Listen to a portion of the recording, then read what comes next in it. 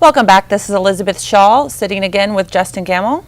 Hi, Justin. Hello, Liz. So I hear today that we're going to talk about Bodo Creek. Yeah, Bodo, it was another one of those stories that when I saw the headline, it kind of, I was caught by the headline that I read, and it was about Royal Shell Oil Company in Africa proposing a settlement for an oil spill that happened in the Bodo Creek region of Nigeria.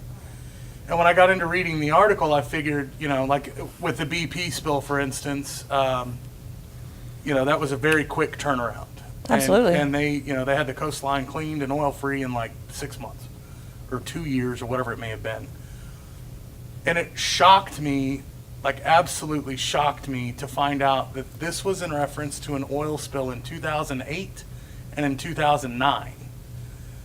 That's wild because I've never heard of it. Yeah, they're just now making negotiations 5 years later to pay off, basically, to pay the damages to the people in the region who no longer have. This particular part of Bodo Creek was very heavily involved in the fishing industry. Now it's under a pool of oil. Oh. So you've got thousands, tens of thousands of people that no longer have a livelihood. And the initial offer that Shell made was, I believe, $5 million. It ended up working out to about $1,700 a person. Oh my God. So that's so insulting. Yeah, and so I did, like I said, I kept doing research, and it turns out that, but I always reference the BP oil spill versus Bodo Creek. It turns out that Bodo Creek, that region of Africa specifically, sees the equivalent of the Exxon Valdez oil spill every year for the last 50 years. It's one of the most environmentally devastated places on the planet, and it's basically because nobody pays attention to it. Okay, well, tell me, answer this question. Why isn't this being covered in the mainstream media? This is huge. Because it's not in our backyard. I mean, when the BP oil rig blew up, BP had people on site before the fire on the rig was put out. In Bodo Creek, the local officials reported the leak in 2008. Shell waited like 2 months before they even sent anybody to investigate if there was a leak or not. And at that point in time, it was spilling like 1,600 barrels of oil a day. For 2 months before they even went and looked at it. So it's just, in that part of the world, like I said, because it's not in our backyard, it seems like nobody really cares. That's mind-blowing because our name is Our Simple Earth, and the way we want to look at things is that it's not just our backyard that affects us. All of this affects us. Yeah. I mean, it all comes down to us being a part of making a change. And the media, the mainstream media, really needs to get a hold of this kind of stuff. This is the stuff that affects everyone, and we need to be a part of all of that. Well, remember, this is also the same mainstream media that pays guys like Tom Brokaw to write stories about America that are sponsored by American oil companies. That's a very valid point also. Why, nobody wants to talk about oil spills because it makes the oil industry as a whole look bad. So when it's in somebody else's backyard, we don't care. When it's in our backyard, the oil companies step up and do everything in the world they can do. Like I said, the BP cleanup, they took care of everybody, and they just walked around the coastal Louisiana and gave people money.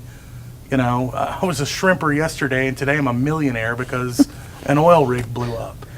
Meanwhile, all the families in Bodo Creek have nothing. Oh, they've spent, BP has spent billions of dollars in America.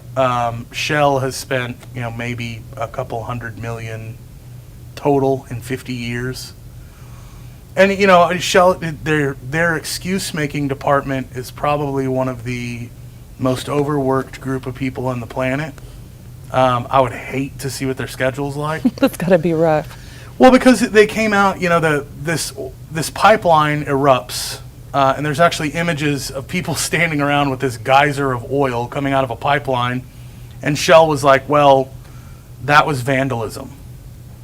and they come back and they reference a study in 2010 or 2011. They're like, well, we found bombs on our pipelines, and we found signs of obvious, malicious intent on our pipelines in 2010 and 11. And I was like, of course, because you haven't cleaned up the spill from 2008 and 2009. Exactly. Maybe if you'd have taken care of it then, they wouldn't be trying to blow up your pipeline now. So and it's a 50-year-old pipeline in the middle of nowhere that nobody maintains. let me guess, they're going to fix it all by duct tape? It would take a lot of duct tape. And I love that Shell, whenever they went to court, originally they were trying to get out of paying anyone in Bodo Creek, period. They just weren't going to do anything about it because they claimed that it was, like I said, they claimed that it was vandalism. And the court was like, well, so you've got security guards guarding your pipe, right? And they're like, no. They're like, well, you got cameras to watch it, right? No. So you're telling me that people are vandalizing your pipeline, you're not doing anything about it other than letting oil spill and trying to get out of paying people money. That is correct. That is what we do here at Shell. So, Well, the crazy thing is that Bodo Creek might not be in our backyard, but Shell is. yeah, And we're all affected by that. absolutely. So where do you see mainstream media, where do you think they should be going? I think giving a little more credence to the situation over there, because it's not just Bodo Creek. Bodo Creek is a very specific example.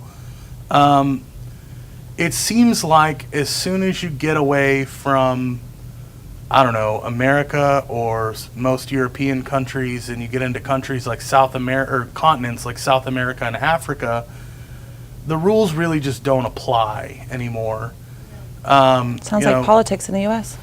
Yeah, like I said, as long as it's not our backyard, it's a free zone. Go drill for oil, go do all sorts of fun stuff. Maybe we should go do that ourselves. Apparently, according to Shell, a lot of why their pipelines are sabotaged is because the Nigerians are stealing buckets of oil Buckets of oil. that they illegally refine. Very impactful, I'm sure. I'm sure they're turning it in, I don't know what you're going to do with a bucket of oil.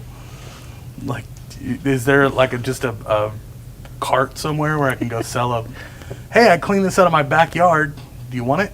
Run it through a colander. It's all clean now. Yeah, that seems like a really sketchy way to get into the oil game. Mm-hmm.